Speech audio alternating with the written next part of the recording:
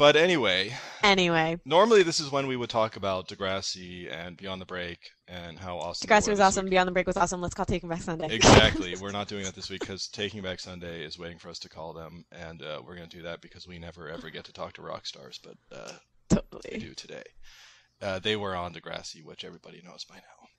We're talking with Adam Lazzara, the singer, and Matt Rubano, the bassist. Okay, so let's call them right now. Okay, Okay. right now. Hello. Hey guys, can you hear us? Yeah, Was that Adam or Matt that we just heard? this is Adam. Hi, Adam. And this is Hi.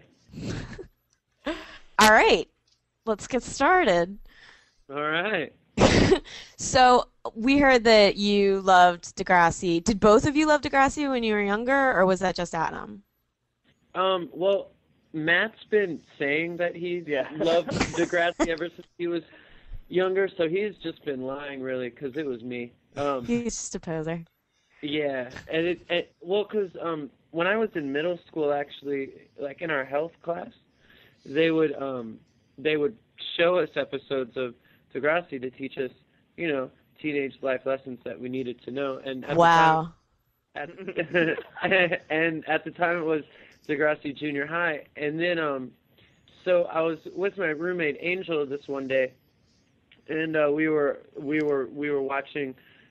Were we watching Degrassi or Degrassi Junior High or what? Yeah, we were watching Degrassi Junior High because we're like super huge fans of Spike, and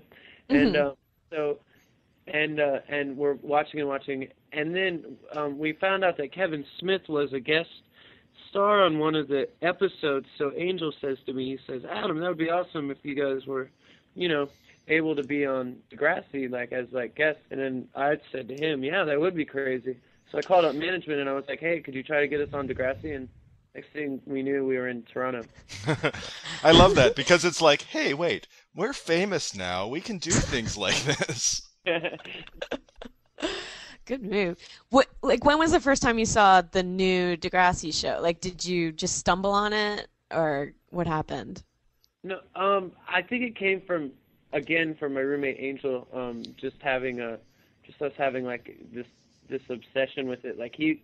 He bought all of the old seasons of Degrassi Junior High, Uh-huh. and then so we would have these days to where we would just sit around and watch it all day, and then whenever we were done with the season or done with the disc, we would just watch the Degrassi that's on now, just to kind of keep it going. Totally. Because so I used to watch it when I was little too, and we did not get to watch it in health class. I'll tell you that much. yeah, It was well, we watched Degrassi and then other stuff about birds and the bees and things like that. And so you were totally into Spike at the time. Because I liked Liz, because I liked Liz's little skin chick haircut. But you were super into the Spike. Oh yeah, Do. Spike. Yeah. That's interesting because most of the guys were into Caitlyn. I mean, there's a whole generation of guys who had a sexual awakening watching Caitlyn on Degrassi. Well, Caitlyn is definitely very, very hot. She was actually there when we were filming, and she's still very, very pretty. But I think Spike's where it's at, because she's little. Aww. One of these, a bunch of users sent in questions, and one of them, it's, they haven't seen the Degrassi mini yet that you were in, and so this user named I Wish for Dot asked, when Kevin Smith was on, he got to kiss Caitlyn, his Degrassi crush. Were you jealous you didn't get to kiss Spike? So I thought you could tell her what happened. Oh no, we got to smooch. It was great. Yeah, we should say that you guys are in a Degrassi mini called Adam Lazzara from Taking Back Sunday Married My Mom, and Yeah. so Wow, it sounds kind of Yeah, not. it sounds totally creepy when you put it that way. It sounds weird like that. But yeah, so you totally you dip her and everything. Yeah. Well, wait. Like dancing dip, Yeah. Yes, Or- yes, I was yes. just making sure this isn't don't some kind of hip new slang Yeah, or something. We can Yeah. try to start that, but no, I meant literal dancing kind of. Okay, cool. But Gentlemen. yeah, we had to and do a lot of takes of that. yeah, and cuddling on the couch and stuff. So it was like a little bit awkward, having, this is this person that, you've been watching for however many years and had like a super crush on, and then all of a sudden it's like, make out. I mean, cool. Did she put you at ease? Was she gentle? She was very, very gentle, yes. Small hands. And Matt, what was that thing that you were eating in that episode? It was supposed to be Pop Rock's casserole or something like that? Oh yeah, we had made this. There was some kind of relevance to the story of the bit, and it was it was like a conglomeration of like Rice Krispies, Skittles. No, it's like Rice Krispies Treats. It was like Rice Krispie treats, but like with every other imaginable candy, marshmallow. Like it was ridiculous, and it turned out my stomach so bad for like the whole time they're saying like you don't have to eat this, you just have to like look like you're eating it. But as I'm not quite an actor, that I just went ahead and ate. I thought you were great, man. Thank you. I went ahead and ate a lot of it, and I definitely paid the price for it. God. All right, I'm gonna ask more questions from users because especially this one girl sent in about 40 questions and a bunch of them were really good. So, this is from Crazy Girl. Well, first one, the story curveball was your DVD Louder Now Part 1 came out. Is there going to be a Part 2?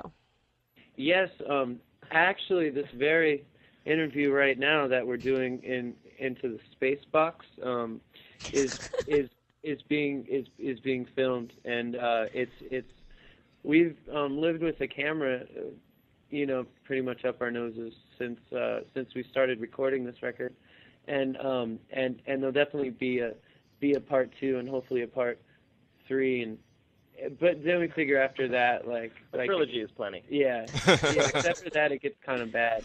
But then you do the prequel. What's that? Yeah. I said then you can do a prequel. No, those always end up bad because then we'll have to have some kind of Jar Jar Binks character. You go back and do CGI versions of our childhood. Yeah. Yeah. All right. Speaking of your childhood, actually, this is my question. I want to know what the first shows were that you ever went to, the first rock shows. Oh wow. Ooh. Mine are real embarrassing. Do it. Did you Awesome. see Hall & Oates? No, I wish. I went to. Well, the first thing that I saw was I went to see B.B. King. My dad took me to see B.B. King play the guitar. That's not embarrassing. That was really cool. That's really cool. Shortly followed up by the Poison and Tesla tour, which my dad also took me to, which he enjoyed significantly less than B.B. King. But yeah, those were my first two, and then I think I actually saw. I saw the Beastie Boys once too, a way before I should have been at a Beastie Boys concert. But, was it like the Public Enemy tour or something? Or yeah, it was on the License to Ill record. I definitely had no place being there. Man. That was my early one. How about you? For me, it was just like a lot of local shows. I didn't go to like a huge big concert until I was like 17 or 18 probably. So. But what about those first, like, were they hardcore shows or? Yeah, like hardcore shows or just, just like local bands, like no more than like 100 people there. Like 100 people would be like the biggest show ever. What were some of the bands? Are any of them still around? Yeah, well, like Jimmy Eat World I saw very early on. I saw at the drive-in really early on. Jealous. Awesome. And yeah, they were a three-piece at the time. It was the craziest thing. And then this band called Code 7, they're from Winston-Salem, which is right next to the town where I grew up. So, but like a very early incarnation of their band and just stuff like that. Matt, I got to ask you, since you saw Poison as your second show, have you seen South of Nowhere with CeCe DeVille as? I actually avoid that at all costs.